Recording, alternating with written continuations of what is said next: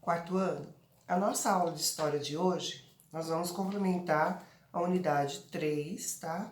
As cidades mudaram e muito. Nós vamos estar na página 118, tá? Então, nós vamos ver este texto aqui. As cidades mudaram e muito. No final do século XIX e início do século XX, a instalação de indústrias fez com que vários moradores do campo, principalmente imigrantes italianos, decidissem viver nas cidades. Essa situação mudou a paisagem e a vida das pessoas nos centros urbanos. Em São Paulo, a partir do século XX, surgiram vários bairros novos, que se formaram ao redor das fábricas. Eram os bairros operários, onde o preço das moradias era mais baixo e havia maiores chances de se encontrar emprego bem próximos delas.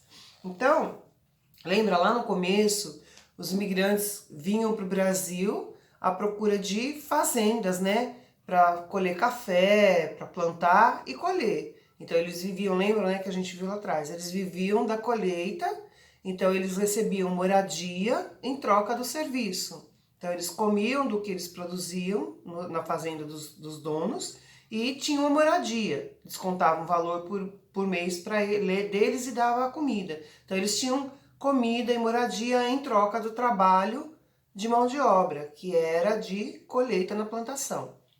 Com o passar do tempo, isso foi ficando desinteressante, porque as colheitas, as plantações já não eram tão mais rentáveis para todos os fazendeiros e muitos quebraram, muitos não tinham mais como pagar esses colonos para poder trabalhar na lavoura. E aí começaram a surgir as fábricas. E aí, então, muita gente da área rural passou para a área urbana, passou a morar nas cidades, para ficar perto das fábricas. Então eram criadas vilas, construíam casas em torno dessas fábricas, e aí começou a crescer os bairros de São Paulo, por exemplo. São Paulo tem muitos bairros por causa disso, tem muita indústria, tem muita fábrica. Então, eles procuravam construir suas casas próximas às fábricas, porque ainda não tinha o meio de transporte evoluído da forma que é, e isso foi bem lá no comecinho do século XX, né? Então, teve uma demanda. O que é uma demanda? Teve uma saída da área rural para a área urbana. Foi onde se desenvolveram as cidades. Então, as cidades mudaram e muito, né? Tem um bairro lá em São Paulo que chama Brás. Ele é um bairro exclusivamente, ele foi bairro dormitório por muitos anos, porque tem muitas fábricas lá. Mas hoje em dia não é mais assim. Hoje em dia é um bairro totalmente comercial. Inclusive se comercializa muita roupa barata, muita roupa em conta, com preço mais acessível. Pessoas do Brasil inteiro vão para o Brás, nesse bairro de São Paulo, para comprar roupa para revender. Lá o preço de custo é muito baixo, mas lá também tem uma coisa que ainda é muito ruim para o Brasil. É uma chamada de mão de obra escrava.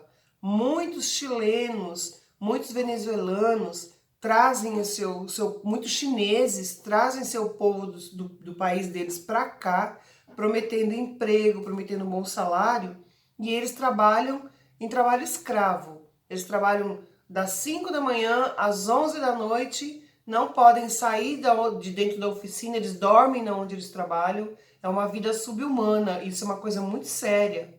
O Ministério Público de São Paulo, por exemplo, faz muitas ações referente a isso. Então, a mão de obra escrava ainda não terminou. A escravidão no Brasil não terminou 100%, não. Tem gente que sofre muito ainda. Aí essas pessoas fazem igual os fazendeiros faziam. Pegam as famílias, levam para a fazenda, aí dão a casa para morar. Só que o colono nunca pode sair de lá, porque ele sempre vai estar devendo. Sempre vai estar devendo para o seu dono. Porque ele está comendo, o fazendeiro descontava. Porque ele está vivendo lá, o fazendeiro descontava do salário dele, ele estava sempre devendo para o fazendeiro e nunca conseguia sair. A mesma coisa é essa mão de obra escrava, principalmente oficinas de costura no Brás e no Bom Retiro, que também é um outro centro exclusivamente comercial de roupas. Então as roupas são baratas porque trazem os chineses, principalmente chineses, coreanos, venezuelanos, trazem as pessoas de lá convidam as pessoas para vir trabalhar aqui, prometendo um excelente nível de vida, e chega aqui as pessoas viram escravos, porque eles não podem nunca sair de lá. Eles estão devendo, enquanto eles estiverem devendo, eles não podem sair do lugar. Só que eles vão dever para sempre se ninguém fizer alguma coisa.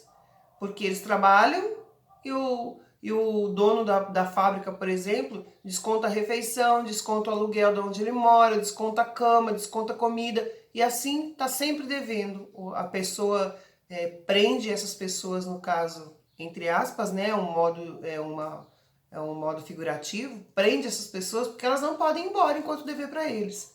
Como que elas vão acabar de pagar se eles descontam todo mês? Então, assim, o bairro do Brás recebeu muitas pessoas que vinham do campo para a cidade para tentar uma nova vida. Isso no século XX, tá? Os industriais também patrocinavam a construção das vilas operárias, isto é, conjuntos habitacionais instalados nas proximidades da fábrica.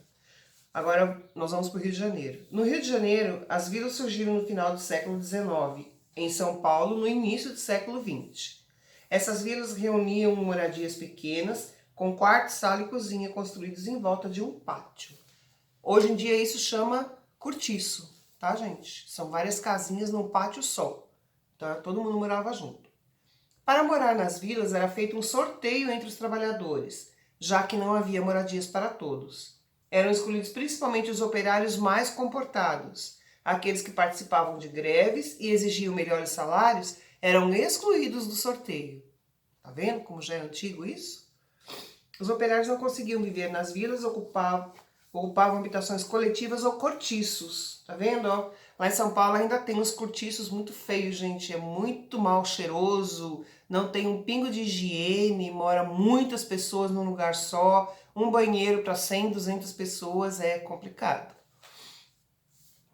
Olha aqui tá falando isso, ó. Nessas moradias alugavam-se quartos de uma mesma habitação entre várias famílias, é o que a Pro acabou de falar. Os banheiros também eram usados em comum por todos os moradores. Uma situação mais difícil ainda acabou atingindo os ex-escravos. Após o fim da escravidão no Brasil, em 13 de maio de 1888, eles deixaram de ter moradia na casa de seus antigos donos e foram viver em lugares onde os terrenos eram pouco procurados, porque não ofereciam nenhuma segurança. Na cidade do Rio de Janeiro, onde vivia a maior parte desses ex-escravos, foram construídas casas nas encostas dos morros, em lugares de difícil acesso em áreas de risco. Esses lugares foram as primeiras favelas que surgiram na cidade.